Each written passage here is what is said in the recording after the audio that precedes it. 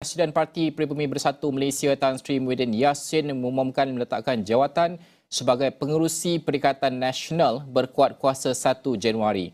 Menurut sumber dalaman parti itu, hasrat itu dinyatakan menerusi kumpulan WhatsApp Majlis Pimpinan Tertinggi Parti sekitar jam 10.30 malam tadi.